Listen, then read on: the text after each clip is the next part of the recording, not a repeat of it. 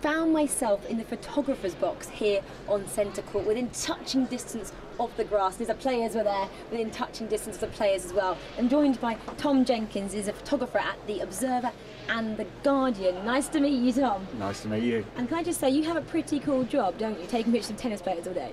It's not bad, is it, really? Well, it is if you don't like, you know, it's probably not the best job if you don't like tennis, but are you a tennis fan? I do love tennis. It's a fantastic sport to photograph. And so, how difficult is it to get the perfect shot? And it's obviously a high pressure day to day because it's women's final day. Some days it's easier and some days it's harder. It depends on the players. You know, some players are quite easy to photograph because they, you know, Serena, for instance, today, she makes fantastic pictures. You know, especially when she sort of gets quite emotional and she starts to boil up and you can see the steam coming out of her ears and suddenly she explodes. You know, she makes really good pictures. Other players, like yesterday, Federer on this court, played absolutely brilliantly, but in still photos it's really hard to get a really good picture because it looks effortless all the time. And also, on point of impact, he often has his eyes shut. Oh, that's definitely not very good. So how many pictures from like yesterday or today will you have to take to get that perfect shot? Well, in big games like semi-finals and finals, I'll be taking probably thousands. You know, I'm constantly taking pictures because, you know, you're constantly watching. You know, you're constantly working on aspects of the game. You think, well, I need to get that. I need to get that. So, you know, yesterday, trying to get a picture of Andy Murray looking sort of dejected and shocked by the onslaught from Federer. So, you know, I was taking lots of pictures of him because that was important, and you know, and trying to get a nice picture of Federer looking imperious on the court might take quite a while, and you just keep working at things, and you know, hopefully eventually you get it right. And is it you who chooses that picture which goes out on the Observer, on the Guardian, or do you send it back to someone and they pick it?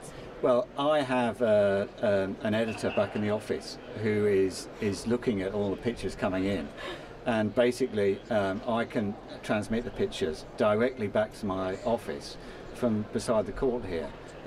All along underneath here are Ethernet ports, so I can plug a cable into my camera, plug it into the port, a button on the back of my camera, and ping, it's away. Is it a little bit about luck as well, being in the right place at the right time as a photographer? Oh, completely. You know, one little example is on the first day of the championships. I was sitting at the end of the pit, and you know, doing Djokovic's first game, thinking, oh, this is quite sort of standard, and little bird sort of hopped on court. I know you remember that, looking like sort of Tweety Pie. And sort of bouncing around the court, and I couldn't believe it. It was just staying on court all the time. And eventually, Djokovic came over and sort of put his racket on the ground, inviting the bird to sort of run up his racket, and it made a really lovely picture. That's complete fluke. You know, I didn't place the bird on the court. Yes, okay, Tom, but that's obviously with a little bit of fluke and luck. But it's also down to these behind us, these three whacking cameras that you have here. I mean, just take us through what each one is used for quickly. Well, that's okay. Yeah, basically, you know, this camera, they're all quite powerful zoom lenses, but this one is sort of a bit more of a wider angle, and is a zoom. So when there's sort of general play, running around, jumping up and down, that sort of thing, I do it on that one. And then I've got something sort of a little bit more higher powered and gets me a little bit closer. So something like that. So if I need a close-up action, I'll do it on that. And the third massive one right here. Pretty big one, yeah, is for doing sort of close-ups of faces and maybe sort of people in the players' box or the royal box, or you know, but mainly sort of for close-up faces. So, you know. Is that really heavy? Can I just? Yeah, go ahead, help yourself. Whoa, it's really heavy.